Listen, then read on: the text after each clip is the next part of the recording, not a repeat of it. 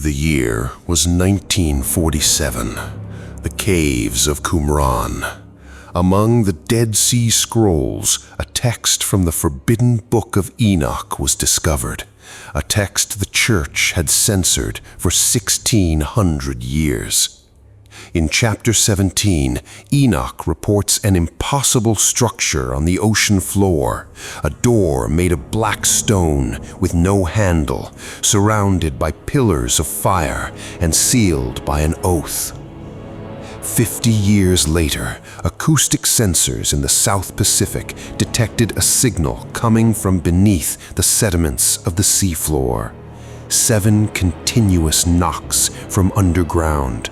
And when sonar waves were transmitted toward it, a sound from the depths answered. Welcome to Project Awakening. Tonight, we are going beneath the ocean floor.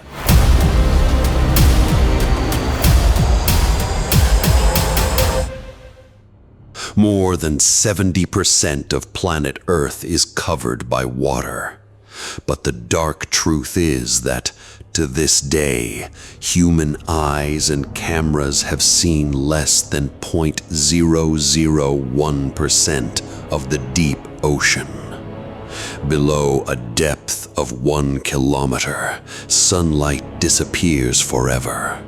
Absolute darkness takes over, and the pressure becomes powerful enough to crush bone and steel. We have always assumed this darkness was simply a geographical condition. But thousands of years ago, in one of the texts removed from the biblical canon, Enoch claimed that the ocean was not merely a habitat. The ocean was a security wall, a gigantic containment facility. In chapters 17 through 19 of the Book of Enoch, he enters a place that bears no resemblance to religious or symbolic literature. His language sounds more like the report of a surveyor or an inspector. Enoch says he was taken to the edge of the great sea, where the waters above and the waters below collide. He describes the ground beneath his feet, a vast plain of dark stone, impossibly smooth and intensely cold. He was describing basalt, the same dense volcanic rock that covers the floors of our modern oceans. Enoch lived in the deserts of the Middle East. He had no possible way of knowing what type of stone covered the bottom of the sea. But that was only the beginning of his report. Enoch moves forward and sees pillars of fire erupting from cracks in the dark stone, fires that refuse to die even beneath the water. It took modern science thousands of years to witness this phenomenon directly. Hydrothermal vents, also known as black smokers. Volcanic towers on the ocean floor that discharge superheated water and minerals under terrifying pressure. But Enoch did not record them as wonders of nature. He said the pillars of fire were torches arranged around a boundary. His angelic guide Uriel stops him and says, "This is not the end of the earth. This is a place built to contain those who must never be seen again." Enoch describes a great house at the bottom of this darkness. Its walls are made of ice and frost, compressed under impossible pressure, while fire burns around them without melting the ice. At the heart of this structure stands a door made from a single piece of black stone. It has no hinges, it has no visible lock, and most importantly, there is no handle on the outside. This door was not built for entry. It was a one-way lock designed to keep something on the other side. But what was imprisoned there? The text explicitly states that these were not the watchers of the Judean desert awaiting judgment. These were different beings. In chapter 19, the original Gaia's version uses a strange expression. Their imprisonment would last for ages upon ages, a permanent quarantine. During the Great Flood, the system governing Earth destroyed everything on the surface, but it did not kill these beings. The text chillingly suggests that their biology made complete destruction impossible. They could not be erased. They had to be contained. They could not be erased. They had to be contained. Dr. Ephraim Isaac, who translated the original Ethiopian text in 1983, identified a key expression in chapter 17 that Western translators had censored: Adar Nafas. They translated it as the treasury of the winds to make it sound poetic, but its precise literal meaning is the reservoir of breath, or the reservoir of life. Enoch was not reporting a graveyard. He was saying that whatever had been buried beneath the ocean was still alive and still breathing. For thousands of years, the text collected dust in churches, dismissed as ancient mythology. Then modern science accidentally reopened the case. In 2020, the Japan Agency for Marine Earth Science and Technology, JAMSTEC, drilled sediment cores from one of the deepest and most lifeless regions of the South Pacific Ocean. Dozens of meters beneath the rocky seabed, researchers discovered cells and microorganisms more than 100 million years old. These organisms were not dead. They existed in a state of temporal suspension, stasis. To the researchers' horror, these ancient organisms were still metabolically active. They were still consuming oxygen, but they were doing it so slowly that a single breath could take 10,000 years. 2 years later, the Woods Hole Oceanographic Institution in Massachusetts repeated the discovery in the North Pacific. In a paper published in Nature Microbiology, the researchers wrote, "They possess unknown genetic markers and represent a branch of life that has remained isolated from the surface of the planet across geological timescales."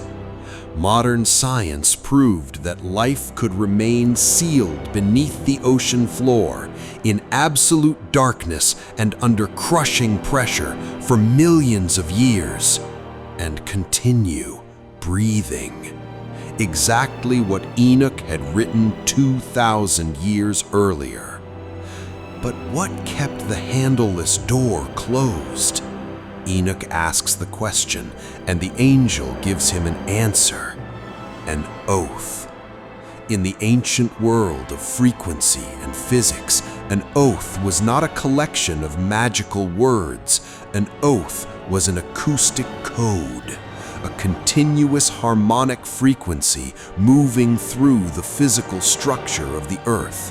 As long as that pattern remained unbroken, the lock would stay closed. The year was 1997. The National Oceanographic and Atmospheric Administration, NOAA, was scanning the depths of the South Pacific in a blind spot known as Point Nemo. Underwater hydrophones suddenly detected an extremely powerful acoustic pattern, a sound with such a low frequency that it could be heard across a radius of 5,000 kilometers.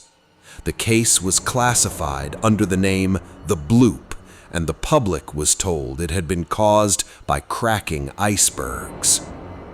But acoustic scientists knew the spectral characteristics of the sound matched no known geological or biological phenomenon. The sound was not coming from within the water. It was being transmitted from beneath the sediments of the rocky seabed. 7 short knocks, a long pause, then 7 more.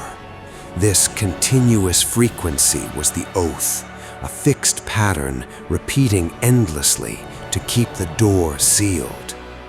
But the real story began in 2014 when an independent team of deep-sea surveyors returned to the same coordinates with advanced sonar equipment. They had no connection to any government agency. They wanted to know what was pulsing beneath the ocean floor. They aimed an active sonar device directly at the seabed and began transmitting powerful pulses. The first pulse was fired. Nothing. The second, silence. But immediately after the 7th pulse, something happened that shattered every scientific calculation. A sound returned from beneath the ocean floor. It was not an echo. It was not a natural reflection. It was a response. 7 pulses were sent from above, and 7 knocks came back from underground. Leaked reports indicate that the electronic systems of the remotely operated underwater vehicle, the ROV, completely failed for 11 minutes. The monitors went black. During those 11 minutes, the ocean fell into absolute, deathly silence. But exactly 8 seconds after the systems came back online, the knocks returned. Something down there had detected the sonar. It was as if it had remained awake in that darkness for thousands of years, waiting for humanity to speak again.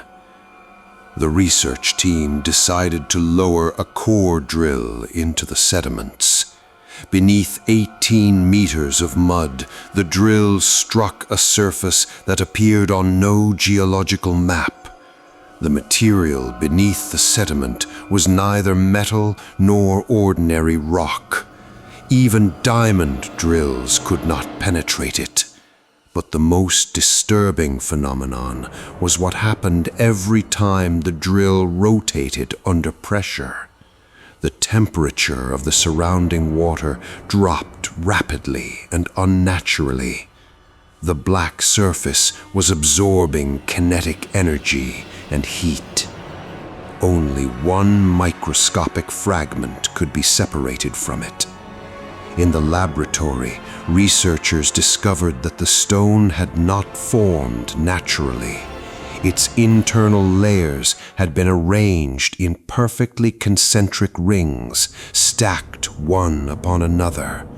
It was as if the material had been frozen into place by a precise rhythmic frequency. The distance between the microscopic rings matched the exact timing of the 7 acoustic knocks. They were no longer dealing with natural noise. They were dealing with hardware-based acoustic lock. Inside the pores of the black stone, microorganisms were discovered in a state of suspension. They were not dead, but they showed no activity. Then came the detail that broke every explanation. Whenever the frequency of the 7 knocks was played to the cells inside the laboratory, every one of them awakened simultaneously.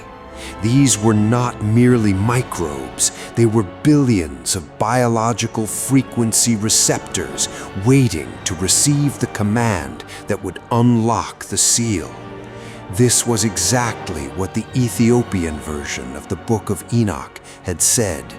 Their breath shall remain imprisoned within the fabric of the stones until the sound that seals them is altered. The prison Enoch described had not merely been constructed from stone. The prison itself was alive. The walls of this vault could hear. Its stones could process frequency. Now consider what humanity has done to the oceans over the last 70 years. Ultra-powerful military sonar, deep drilling, underwater explosions, drilling machines and subsea equipment transmitting constant vibrations and sound waves into the ocean floor. Without understanding how this lock works, we have transformed the entire planet into an acoustic hacking device, striking the black door day and night. And on the final night of the Pacific expedition, the greatest and most terrifying twist in the entire story occurred. The underwater receivers detected a new signal. But this time, the sound returning from beneath the stone was not 7 knocks. It was 6. One of the knocks was gone. On the second night, only 5 returned. On the third night, 4. It was as if every sonar pulse striking the monolithic black door disabled one layer of the frequency seal.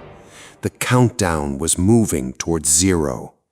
When the expedition commander recognized the pattern, he immediately ordered the team to withdraw. As the underwater vehicle was being pulled toward the surface, it transmitted one final video from the ocean floor. The sediments had shifted aside. Beneath them, a perfectly straight line had appeared in the black stone. It was the edge of a massive matte black surface extending for kilometers into the darkness. At the center of the image, something was happening that no official report ever explained. A narrow crack had appeared in the black stone, but no water or bubbles were coming out of it. The ocean itself was being pulled into the opening with tremendous force, as if the space behind the door were still completely empty, or as if something on the other side, after thousands of years of imprisonment, had just taken its first deep breath. All data from the expedition was classified. The coordinates were erased from the maps, and no other research vessel was ever permitted to return. But one short audio file leaked to the outside world. It contained the last sound recorded before the underwater connection was severed. 4 deep knocks from beneath the earth. Then the deafening sound of colossal stones grinding against one another. And then 3 knocks. The Book of Enoch never said that this prison would explode on the final day. It never said the beings inside would break through the walls. Enoch used a precise expression: "Their seal shall be removed." Perhaps they were never meant to escape from the inside. Perhaps humanity was meant to open the door for them from the outside by blindly manipulating the frequency of the earth. So what is hidden beneath the ocean floor? The answer is not a horned monster or a mythical creature. It is a biomechanical containment facility, older than the Great Flood, built for beings whose code the matrix of Earth was unable to erase. The prison was sealed by an acoustic pattern, a frequency, and now, through its technology, modern humanity has created a sound capable of hacking the lock. We have always imagined that we fear the darkness of the deep ocean because we do not know what lives down there. But perhaps the real fear, hard-coded into our DNA, is something else. That an ancient force within that crushing darkness has known for thousands of years that we were up here. And now that they have answered our sonar pulses, they are simply sitting in the darkness, waiting for us to strike the final knock.